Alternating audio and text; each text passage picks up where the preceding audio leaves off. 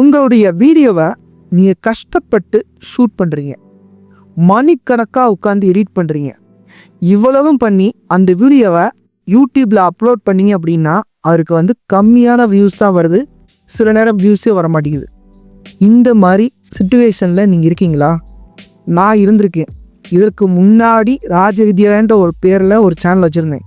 Video போட்டால் வியூஸே வராது. YouTube app open பண்ணி பார்ப்பேன். அதுக்கு வாய் இருந்தால் கூட அழுகிடும். 300 தடவை ஒரு நாளைக்கு அந்த ஆப் ஓப்பன் பண்ணி கதற விட்டுட்ருப்பேன். ரெஃப்ரெஷ் பண்ணி பார்ப்பேன். இந்த மாதிரி நீங்கள் இருக்கீங்களா? கீழே கமெண்ட் பண்ணுங்கள். உங்களுக்கு வியூஸ் வராததற்கான காரணம் நீங்கள் கிடையாதுங்க. இப்போ கேட்கலாம், யூடியூப் சேனல் ரன் பண்ணுறது நான் தானே, நானே காரணம் இல்லைன்னா வேறு யார்? யூடியூப்பும் கிடையாதுங்க. அப்போ வேறு யாருங்க அப்படின்னு சொல்லி கேட்டிங்கன்னா நான் தான். இப்போ நீங்கள் ஷாக்கிங்காக இருப்பீங்க. நீங்கள் எப்படி காரணமாக இருக்க முடியும்? நான் மட்டும் கிடையாது, என்ன மாதிரி யூடியூப் டிப்ஸ் போடுற அனைவரும் தான். நாங்கள் எல்லாருமே என்ன தெரியும் பண்ணுறோம்? உங்களை குழப்பிட்டு இருக்கோம். நாங்கள் எப்படி குழப்புறோன்னா, உங்கள் முன்னாடி ஒரு டேபிள் இருக்குன்னு வச்சுக்கோங்களேன். எங்களுக்கு தெரிஞ்ச டிப்ஸு, இன்ஃபர்மேஷன்ஸ் எல்லா வீடியோஸ் எடுத்து உங்கள் முன்னாடி வச்சிடுறோம். உங்களை குழப்புறது தான் என்னுடைய வேலை.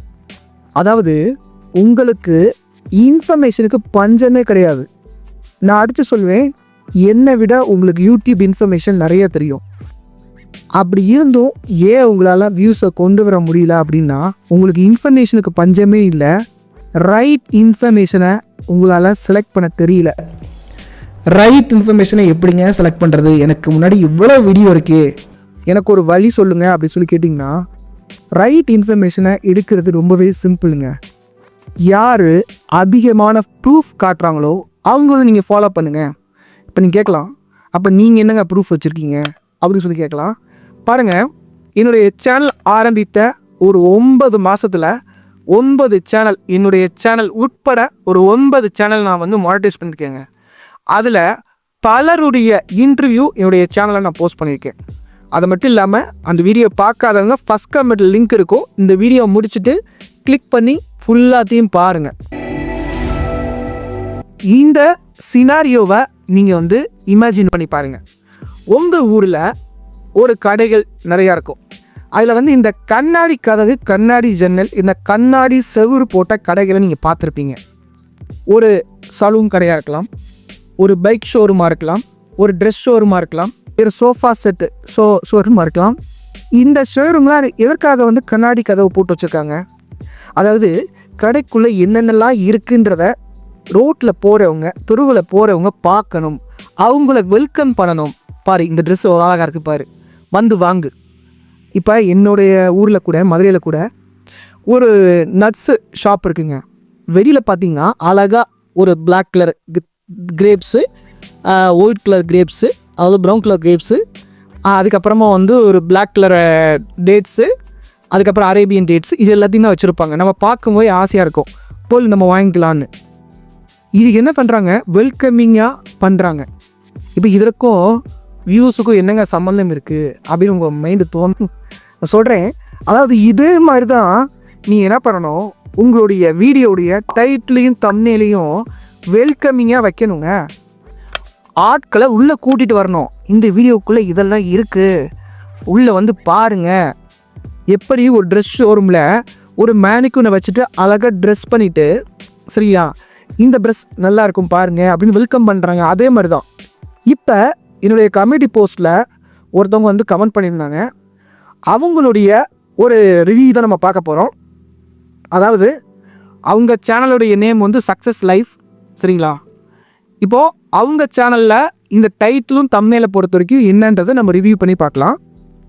இப்போது இவங்க என்ன போட்டிருக்காங்க, மை உண்டியல் சேவிங்ஸ். இப்போ இந்த டைட்டில் கவனிங்க, ஏதாவது வெல்கமிங்காக இருக்கா? அடுத்து மஷ்ரூம் பிரியாணி ஒரு கடையில் கொடுத்தா நம்ம வாங்க போகிறோம், ஒரு ஸ்விக்கியில் 10 நிமிஷத்தில் வரப்போகுது. அப்புறம் எதுக்காக இந்த வீடியோ பண்ணுறாங்க? இது நம்ம யூடியூப்பில் இல்லாத மாதிரியும், சரிங்களா. அடுத்து நாட்டுக்கோழி கிரேவி, அடுத்து அபாக்கஸ் மாடல், அடுத்து கற்பூரவள்ளி பஜ்ஜி, அடுத்து விநாயகர் ஊர்வலம். ஏதாவது ஒரு ஆர்வத்தை தூண்டுதா? உள்ளே வாங்க, கடைக்குள்ளே வாங்கன்றிருக்கா? இல்லை. அடுத்து பாருங்கள், ராகி இட்லி, அடுத்து 2 பொருள் போதும் பொடுகு அரிப்பு ஓடிவிடும். நான் பண்ண தப்பு நீங்கள் பண்ணாதீங்க. How to grow a plants from cuttings. இதே மாதிரி தான் தம்ப்நெயிலும் அவங்க வந்து எந்த ஒரு வெல்கமிங்கான ஒரு விஷயமும் அதில் இல்லை. அடுத்த விஷயம் நம்ம பார்க்கலாம். படத்துக்கு நீங்கள் போகணுன்னு ஒரு ஆசைப்பட்றீங்க, சரிங்களா? இப்போ வந்து படத்துக்கு போகிறதுன்றது ஒரு பெரிய ஒரு காஸ்ட்லியான ஒரு விஷயம் ஆயிடுச்சு. இப்போ நீங்கள் ஃபேமிலியாக போகிறீங்கன்னா 5 பேருக்கான டிக்கெட் காஸ்ட் இருக்குது. ஒரு காரில் போகிறீங்கன்னா அந்த கேபோடைய காஸ்ட் இருக்குது. அப்புறம் அங்கே போயிட்டு ரெஃப்ரெஷ்மெண்ட்ஸ், அதாவது கூல்ட்ரிங்க்ஸோ ஒரு பாப்கார்னோ அதை வாங்கணும், டைம் ஸ்பெண்ட் பண்ணணும்.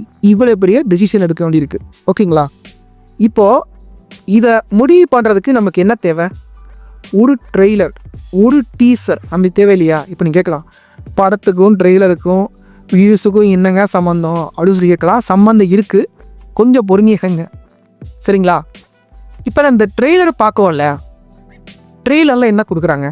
ஹைலைட்ஸ். அந்த படத்தில் கூடி இந்த மாதிரி ஒரு கிராஃபிக் சீன்ஸ் இருக்குது, இந்த மாதிரி ஒரு கிளாமரஸ் சீன் இருக்குது, இந்த மாதிரி கெஸ்ட் அப்பீர், எனி திங். அது என்ன பண்ணுறாங்க, ஒரு ட்ரெய்லரில் வந்து பேக் பண்ணுறாங்க, ஒரு டீசரில் வந்து பேக் பண்ணுறாங்க, கரெக்டுங்களா? இதே மாதிரி தான் உங்களுடைய வீடியோ ஒருத்தவங்க உள்ளே வராங்கன்னா என்ன பண்ணணும்? அந்த வீடியோ இருக்கக்கூடிய ஹைலைட்ஸை முதலே கொடுக்கணுங்க.